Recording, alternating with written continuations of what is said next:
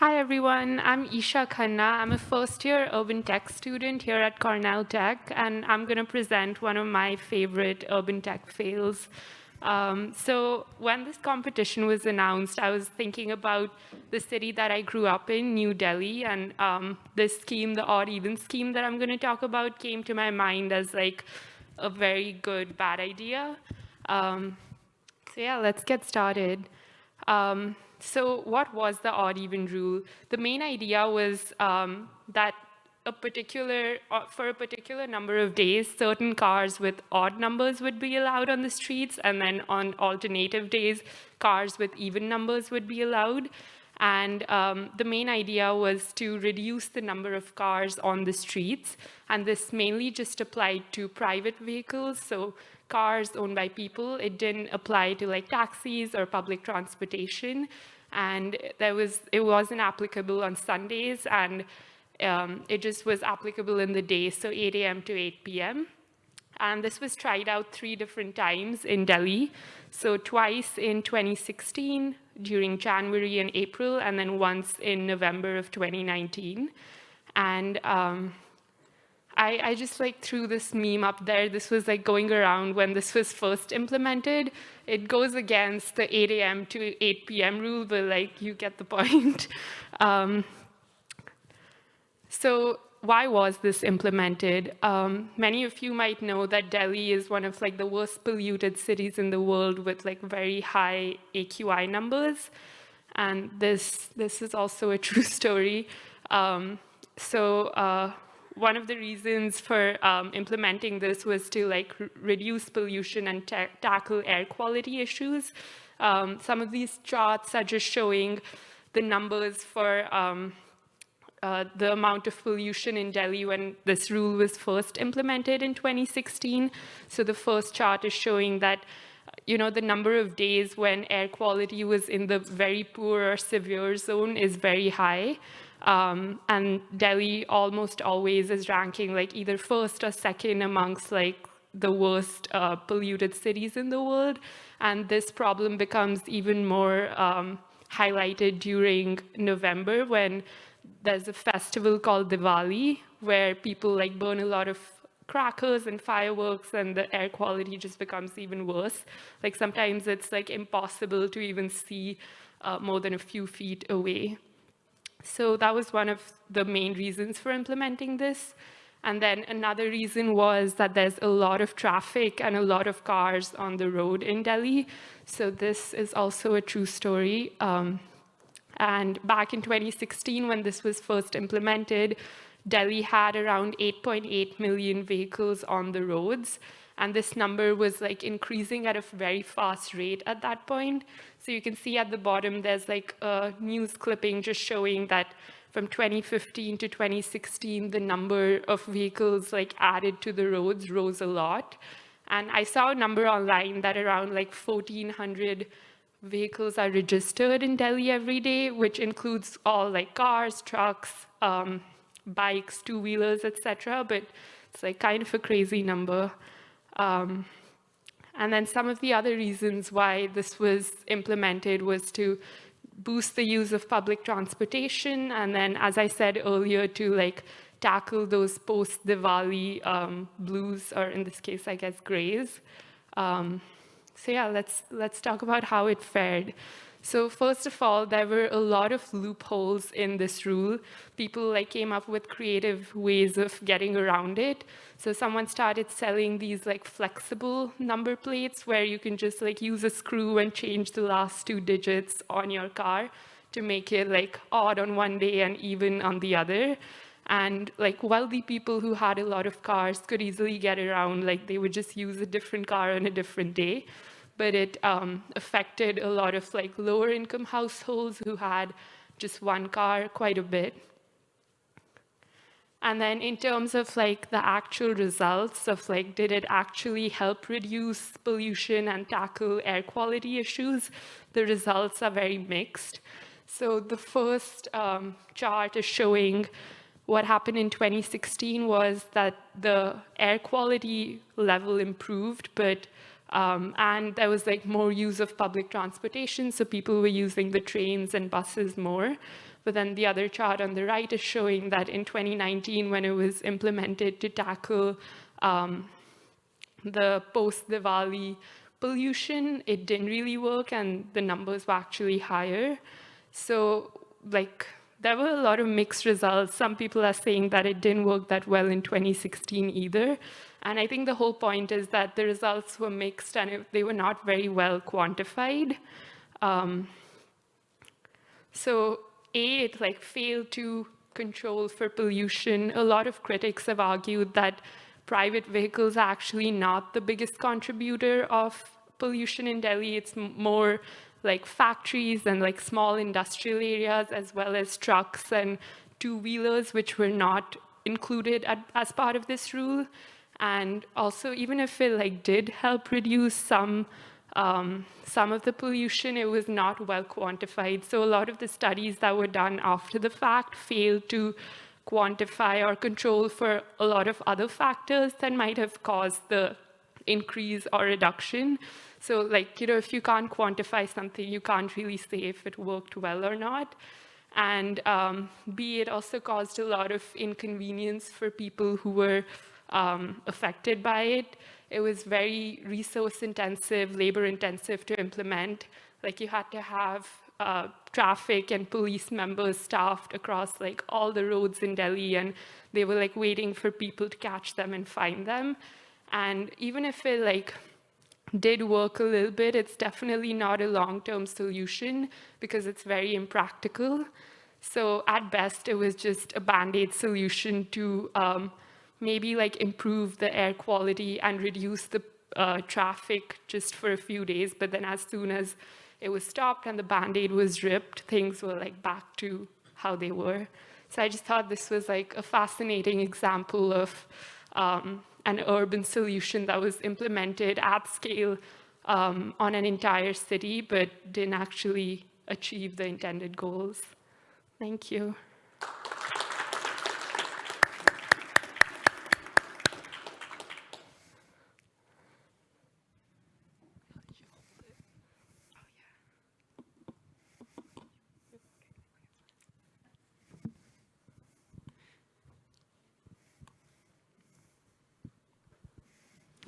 Hi, everyone. My name is Jiani. I am also a first-year urban tech student at Cornell Tech.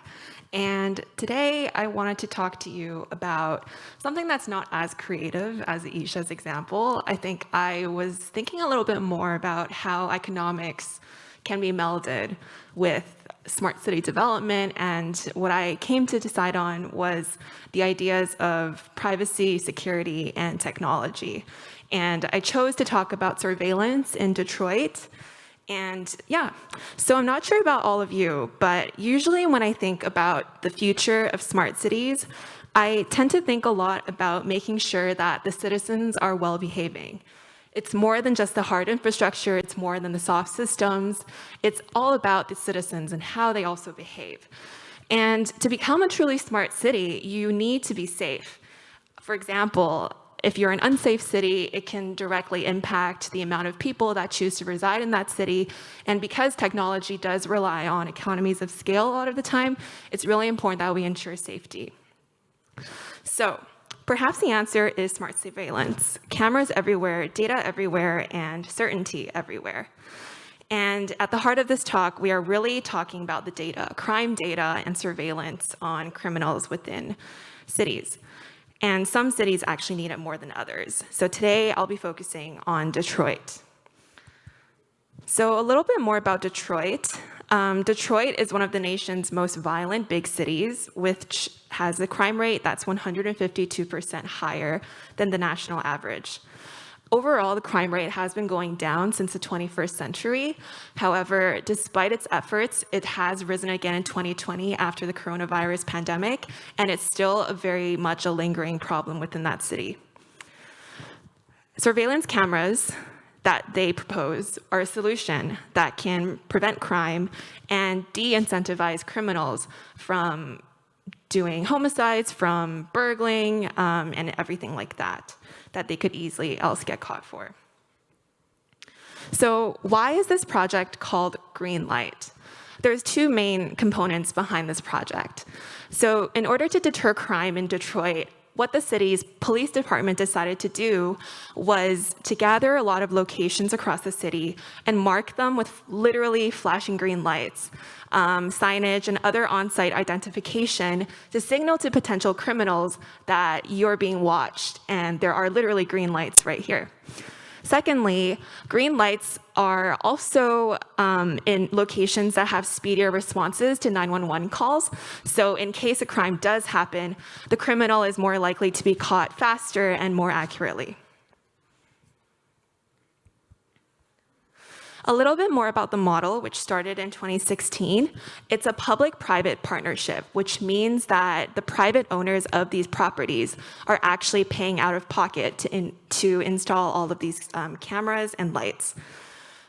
These locations are very, very diverse, so they include fast food restaurants, gas stations, convenience stores, corner stores, and there is some research being done on where the best locations are.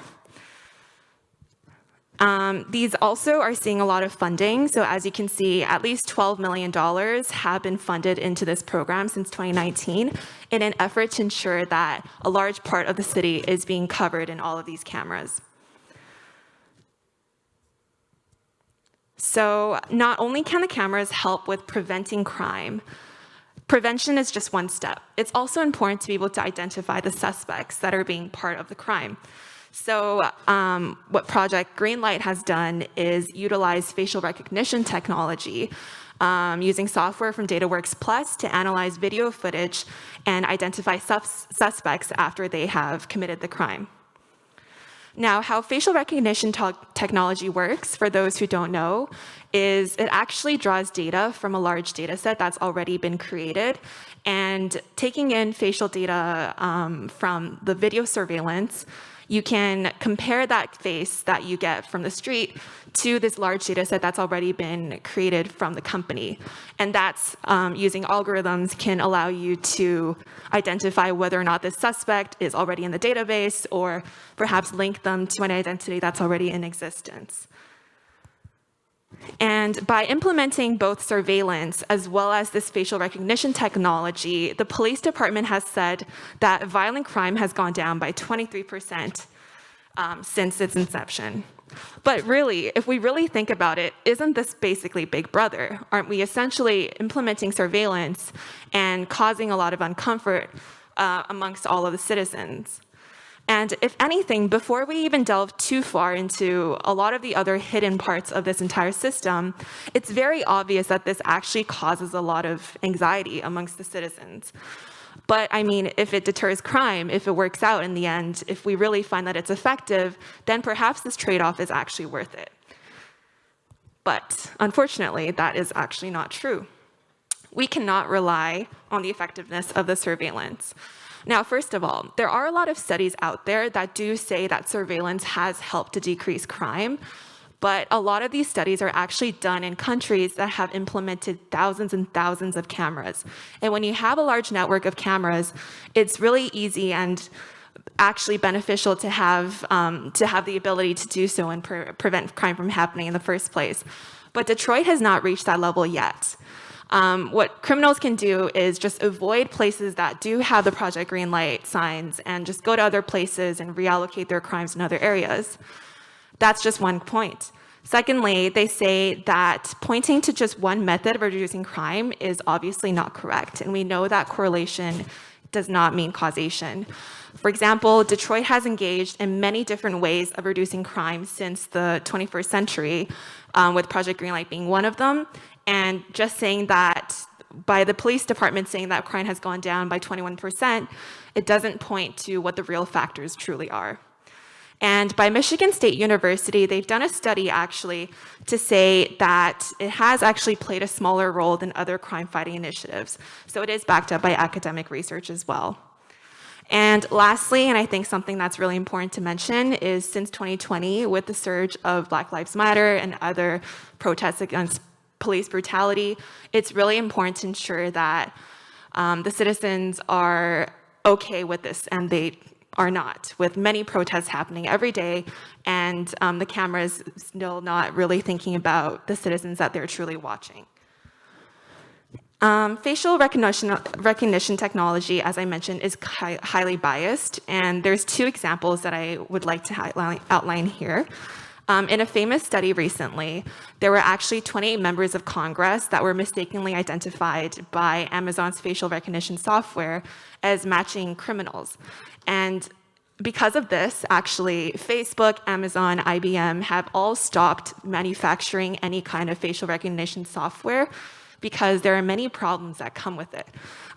Just by the idea of using a data set that is only about 100 million people, it's really easy for it to become biased. And multiple individuals in Detroit have been wrongly accused and were even put in jail wrongly. So obviously that is very problematic as well. And so in general, why is this such a bad idea? I think that one really important thing about this entire idea is that it really focuses on only thinking about data. And I think that a lot of times we're often fixated on ways to gather more data, to get the potential of data, to use data to help us fight crime. But what we should actually be thinking about is whether or not we need this data in the first place, or how we should work with data through algorithms, or perhaps even using other approaches towards fighting crime. Leveraging data in this sense is truly a band-aid solution. And although data is useful, and in fact, data was what helped us gain insights into the fact that there is bias in these algorithms, it truly is only part of the solution.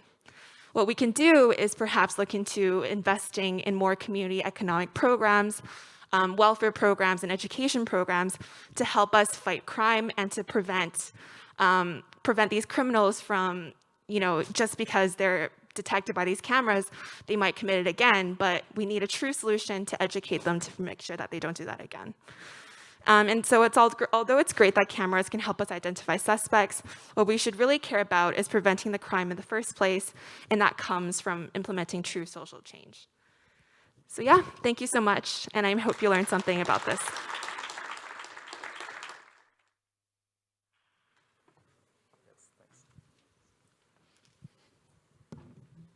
All right. Hi, everyone. How are you doing? I think for today I'm the last presentation, so I'll keep it a bit short. Today I'm going to talk about the LOMAX, or the so-called Lower Manhattan Expressway. It's a project I never knew before coming here to New York. It's a project I fell in love with, and I also hate it so much that on the other side I like it so much. And just a small disclaimer here, I'm a designer from the Netherlands. I have no clue about urban design, architecture, or anything else. So if I say something wrong, please let me know afterwards, and you're probably right. So the LOMAX is a concept from 1967. It's this monstrosity of an expressway, a highway connecting the Hudson River to the East River and making like a stroll to the downside of Manhattan. It was a project initiated by Robert Moses.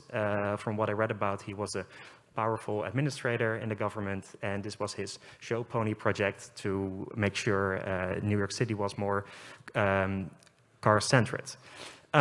Then he went to Paul Rudolph, this iconic architect in the modernist movement, and later on he went a bit rogue. And I imagine they had this conversation, I'm not sure where, or maybe in a bar, and said, okay, man, listen up. You need to make this beautiful highway in New York, and it's going to disrupt the city. So somehow they ended up with a couple images, prototypes, and I'm going to talk about it today, about the good, the bad, and the interesting for this project. Back then, it was initiated at $100 million, which I find very low, but I didn't calculate inflation.